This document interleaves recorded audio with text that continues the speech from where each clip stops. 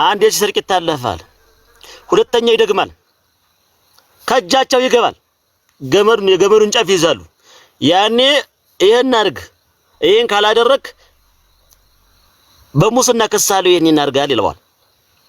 የገመዱን ጫፍ እሷ እንደፈለገ ያሽከረክረዋል። ነገ አዲስ አበባ ሄደ ለፍልፈና ይብለው አዲስ አበባ ሄዶ ለፍልፎ ይመጣል። ባህር ዳር ለፍልፈና ይባል ባህር ዳር ለፍልፎ ይመጣል። የባዴን አመራር በሙሉ የገመዱ ጫፍ ተይዞበት መንፈራገጫ አጥቶ ከአማራ ሕዝብ ጫንቃ አልወርድ ብሎ አለ። ከአማራ ሕዝብ ጫንቃ አልወርድ አለ። ምክንያቱም ሌባ ስለሆነ የገመዱ ጫፍ ተይዞበታል። እኔን አልቀበልም ወይም ደግሞ ለአማራ ሕዝብ ይሄ ይገባዋል እንዳይጠይቅ አርጎታል። ከሹመት አይወርደውም። ለምን ያወርደዋል? ከሱ የተሻለ የሚያወሰውስና ከሱ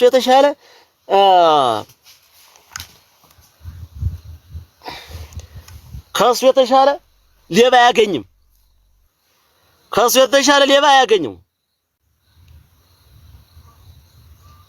ከሱ የተሻለ ወስዋሽ አያገኝም።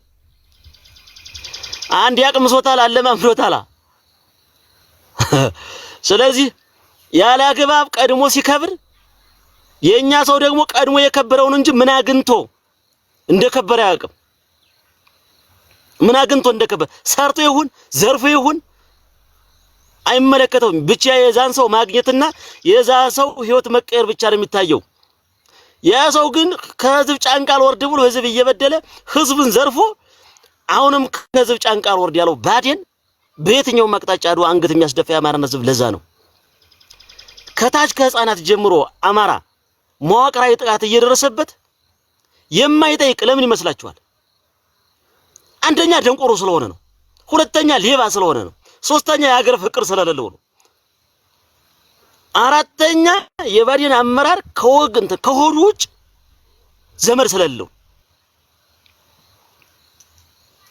አምስተኛ በማግኘትና በማግኘት ብቻ በዚች ብቻ ነው የሚያምነው።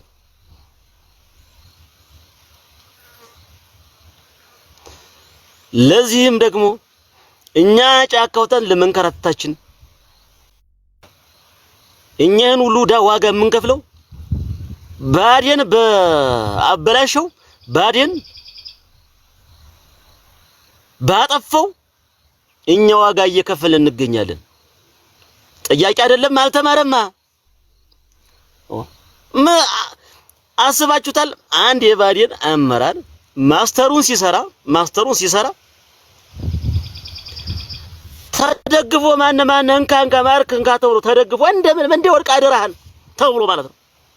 እንደ ወርቅ አደራህን አዝነውለት እንደመስለ ሳያውቅ እንዲመጣ ነው።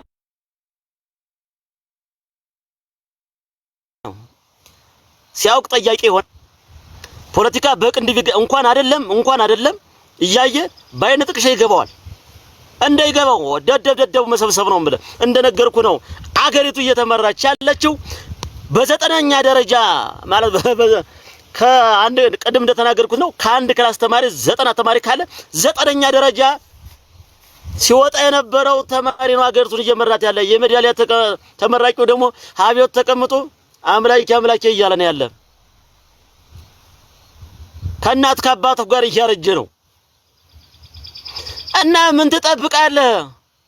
ከአካባቢ ያለውን ያንዘለወ መነሻ አፈፍ እያረከው ውጣ።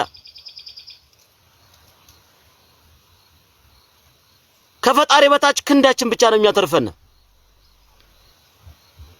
አርበኛ ዘመነ ካሴ ሲናገር የነበረው ነገር አለ።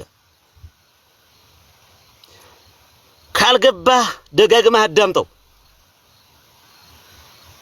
አገርክን ጠብቅ ውጣ፣ ክብርን አስከብር ውጣ፣ መሪዎችን ጠብቅ ውጣ፣ አንተም ምራ ናውጣ። አሁን ያልታጠቀ የአማራ ወንድ ልጅ በየትኛው አቅጣጫ አማራ ነኝ ማለት የለበትም። አንተ ስትታጠቅ ነው የአገር ሚዛን የሚጠበቀው። አንተ ስትታጠቅ ነው የወገን ክብር የሚጠበቀው። አንተ ስትታጠቅ ነው ሰላምን የምታመጣው። ሲፈልግ በግድ ሲፈልግ በውድ ማንነትህን የምታረጋጋው ስትታጠቅ ነው። ስለታጠቀ ብቻው ደግሞ የታጠቀ ሰው ሁሌ ተኩሳል ማለት አይደለም። የኛ ህዝብ የሚፈልገው ሰላም ነው፣ ልማት ነው የሚፈልገው፣ አንድነት ነው የሚፈልገው። ዛሬ አዲስ አበባ ተነስቶ ሐረር ሂዶ ድሬዳዋ ሂዶ አርሲ ሂዶ ወይም የትኛውን ቦታ ሂዶ ሰርቶ ማትረፍ ተዝናንቶ መመለስ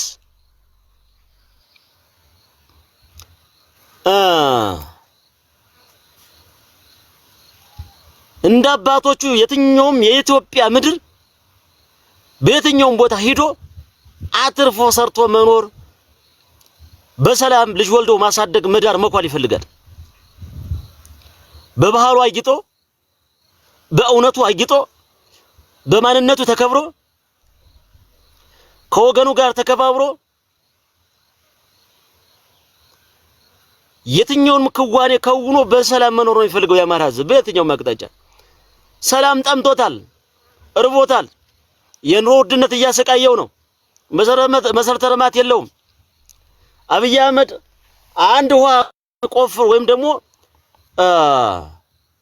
ንጹህ የመጠጥ ውሃ ከሚገነባ ይልቅ የወሬ ጋጋታ ቢገነባ